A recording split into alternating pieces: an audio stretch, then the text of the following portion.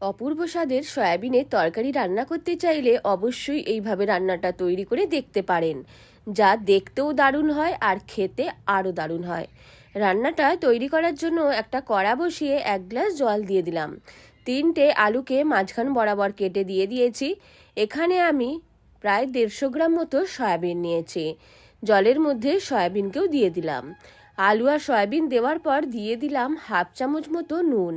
সব কিছুকে ভালো করে মিশিয়ে নিয়ে ঢেকে রেখে দেব প্রায় 15-20 মিনিটের জন্য সেদ্ধ করার জন্য। তার আগে সব কিছুকে ভালো করে মিশিয়ে নিয়েছি।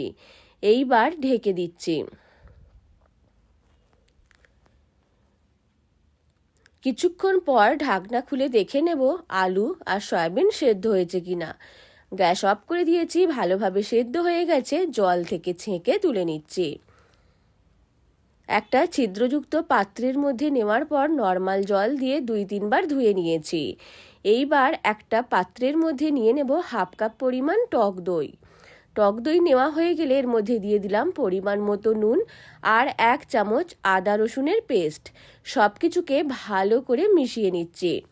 মশলার সাথে দইকে ভালো করে ফেটিয়ে নেওয়ার পর এর মধ্যে দিয়ে দেব আলু আর সয়াবিন। আলু আর সয়াবিন দইয়ের মধ্যে দেওয়ার পর ভালো করে সব কিছুকে মিশিয়ে নিচ্ছি। ভালো করে মিশিয়ে নেওয়ার পর 10 মিনিটের জন্য ঢেকে রেখে দেব। আপনারাও অবশ্যই এইভাবে আলু সয়াবিনের তরকারি রান্না করে খেয়ে দেখবেন, যা খেতে দারুণ হয়। বাড়ির ছোট থেকে বড় সবাই খুব পছন্দ করবে। ভালো করে মিশিয়ে নেওয়ার পর 10 মিনিটের জন্য ঢেকে একটা সাইডে রেখে দিচ্ছি। অন্যদিকে আবার কড়া বসিয়ে দিয়েছি। কড়ার মধ্যে দিয়ে দেব পরিমাণ মতো সাদা তেল, একটা তেজপাতা, 1/2 চামচ মতো জিরে আর অল্প একটু দারচিনি ফোড়ন দিয়ে দেব। ফোড়নটা হওয়ার সময় হাতে করে প্রায় 1/2 চামচ মতো চিনি নিয়ে তেলের মধ্যে দিয়ে দিলাম। কয়েক সেকেন্ড ভেজে নেওয়ার পর সব কিছুকে দিয়ে দেব একটা মাঝারি সাইজের পেঁয়াজ কুচি। পেঁয়াজকে তেলের মধ্যে নাড়াচাড়া করে কিছুক্ষণ ভেজে নিচ্ছি। পেঁয়াজটা যখন ভাজা হয়ে যাবে, লাল লাল হয়ে যাবে, তখন আমি এর মধ্যে দিয়ে দেব হলুদ গুঁড়ো আর লঙ্কা গুঁড়ো। 1 চামচ হলুদ গুঁড়ো নিয়েছি আর 1 চামচ লঙ্কা গুঁড়ো নিয়েছি। আপনারা ঝালটা অবশ্যই নিজেদের স্বাদ মতো দেবেন। এইবার হলুদ গুঁড়ো লঙ্কা গুঁড়ো দিয়ে লো ফ্লেমে কয়েক সেকেন্ড পেঁয়াজের সাথে ভেজে নিচ্ছি। লো ফ্লেমে কয়েক সেকেন্ড ভেজে নেওয়ার পর এর মধ্যে দিয়ে দেব ম্যারিনেট করে রাখা আলু আর সয়াবিন। সয়াবিন আর আলু দেওয়ার পর মশলার সাথে কিছুক্ষণ কষিয়ে নিচ্ছি। আর আমি এখানে 1/2 চামচ মতো চিনি দিয়েছি। আপনারা চিনির পরিমাণটাও স্বাদ মতো দেবেন। যদি একটু মিষ্টি স্বাদের পছন্দ করেন তাহলে চিনির পরিমাণটা একটু বাড়িয়ে দেবেন।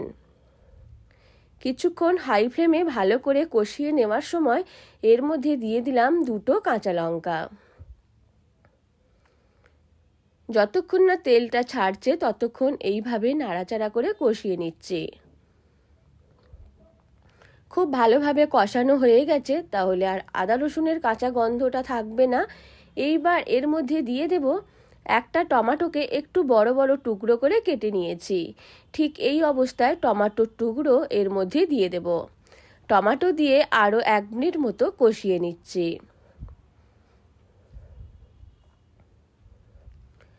আপনারা যদি সয়াবিন কষা তৈরি করতে চান তাহলে এখানে কিছুক্ষণ কষিয়ে নেওয়ার পর নামিয়ে নিতে পারেন। আর নুনটা অবশ্যই একবার চেক করে নেবেন। আর আমি এখানে যেহেতু গ্রেভি তৈরি করছি তার জন্য কিছুক্ষণ কষিয়ে নেওয়ার পর এর মধ্যে দিয়ে দেব প্রায় 1/2 গ্লাস মতো জল।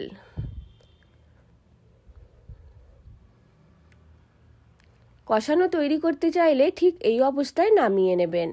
আমি এখানে 1/2 গ্লাস পরিমাণ জল দিয়ে দিলাম। সব কিছুকে ভালো করে মিশিয়ে নিচ্ছি। মিশিয়ে নিয়ে আরও 3-4 মিনিটের জন্য ফুটিয়ে নেব। 3-4 মিনিট ফুটে যাওয়ার পর ঢাকনাটা খুলে দিলাম। খুব সুন্দর একটা গন্ধ আসছে আর খেতেও দারুণ হয়েছিল। আপনারা অবশ্যই ভাত, রুটি, পরোটা সবার সাথেই এইভাবে আলু সয়াবিনের তরকারি তৈরি করে দেখতে পারেন। এইবার আমি গ্যাস অফ করে দেব আর ওপর থেকে দিয়ে দেব ধনেপাতা কুচি। যদি ধনেপাতা পছন্দ করেন দেবেন, না হলে গরম মশলার গুঁড়োও দিতে পারেন। ধনেপাতা কুচি দেওয়ার পর আরও একবার ভালো করে মিশিয়ে নেব।